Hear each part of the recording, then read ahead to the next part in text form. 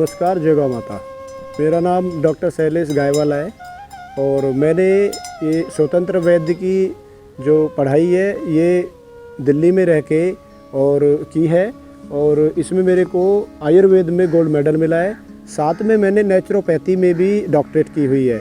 इसके साथ साथ मैंने कांचीपुरम तमिलनाडु से पंचगव में MD भी किया हुआ है।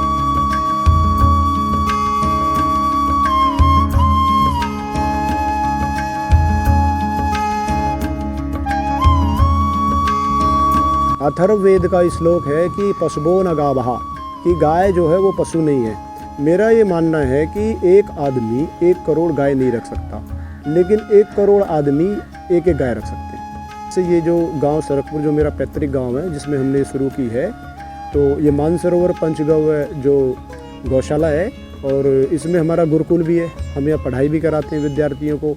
तो इसका उद्देश्य सिर्फ एक है कि आज जो बीमारियाँ इस देश में बहुत तेज़ी से बढ़ रही हैं, अब ऐसा नहीं है कि डॉक्टर नहीं पढ़ के निकल रहे हैं, डॉक्टर भी पढ़ के निकल रहे हैं, अस्पताल भी नए नए खुल रहे हैं। आपको हर जगह एक मल्टी स्पेशलिस्ट हॉस्पिटल कहीं भी मिल जाएगा, लेकिन बीमारियां रुकने का नाम नहीं ले रही हैं। तो हमारा उद्देश्य ये है कि गाय से और अपने आसपास की जो वनो औषधियाँ वनस्पतियाँ हैं, जड़ी बूटियाँ हैं, इनसे अपने आप व्यक्ति खुद घर में अपने आप स्वयं चिकित्सा कर ले। ऐसी हम यहाँ से जो है जानकारी लोगों को देते हैं।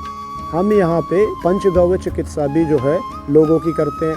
तो गंभीर से गंभीर जो रोगी होते हैं वो बहुत सहजता से, बहुत आसानी से, बहुत सरलता से गौ माता से ठीक हो जाते हैं। गौ माता से कैसे ठीक हो जाते हैं कि गाय का जो गौमूत्र है, गाय का जो गोबर है, गाय का जो दधी है यानी कि दही है, गाय का जो घृत यानी कि घी है, ये सब अद्भुत औषधियाँ हैं।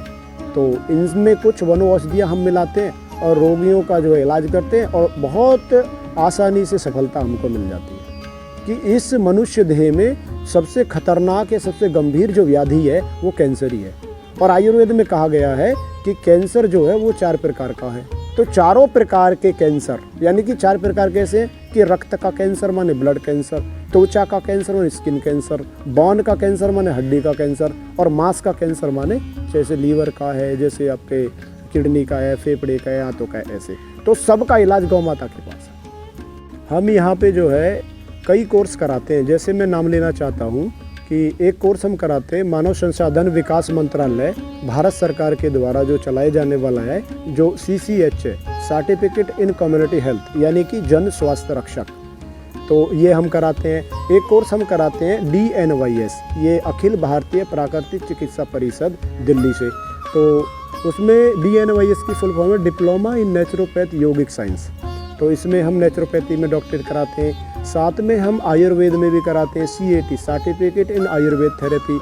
तो ऐसे करके योग का भी कराते हैं। तो कई हमारे जो कोर्सेज हम यहाँ कराते हैं। ये वैदिक विधि से हम घी बनाते हैं, जिसके लिए सवेरे हम या शाम को भी, सवेरे सूरज उगने से पहले, सूर्योदय होने से पहले हम जो है दूध निकालते हैं। उसके बाद उसको मिट्टी के बर्तन में यानी कि हांडी में, उसको हारे में गर्म करते हैं। उसके बाद उससे जो है हम जमाते हैं। जमा के फिर उसको लकड़ी की जो मथनी होती है, लकड़ी की जो मथनी होती है उससे क्लॉकवाइज और एंटी क्लॉकवाइज मथते हैं, जिसमें उनके जो मॉलिक्यूल्स हैं, वो जो अणु हैं, परमाणु टूट के बिखरते हैं। एक संपूर्ण ऊर्जा का वास ब्रह्मा विष्णु महेश का होता है।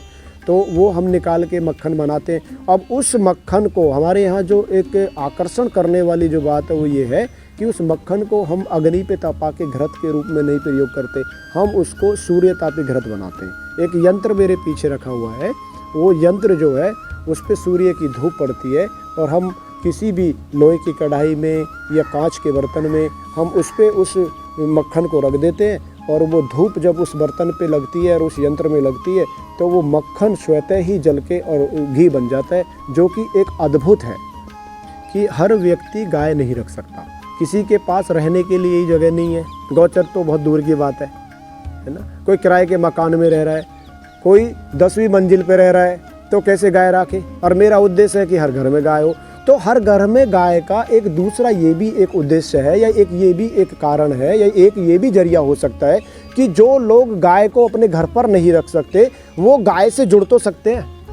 जैसे हमारे जैसे लोग, हमारे जैसे भाई इस देश में गायों की गौशाला बना के अपना जो है लोगों तक जो ये सारी चीज़ें पहुंचा रहे हैं, बता रहे हैं, तो वो लोग गाय से बने हुए उत्पाद जो हैं, जो पंचगव्य हैं, जैसे गाय के गौमूत्र से बनी हुई दवाइयाँ हैं या औषधियाँ हैं या जो ब्यूटी प्रोडक्ट्स हैं या दूध है, दही है, घी है, इनको अपने घर में उपयोग करें तो वो गाय उनसे पल गई। सीधी सी बात है, एक परिवार बढ़ा तो उसकी गौशाला में एक गाय बढ़ गई। ऐसे ऐसे करके वो गाय से जुड़ सकता है। मैं ये कहता हूँ कि मेरे को मोक्ष नहीं लेना है।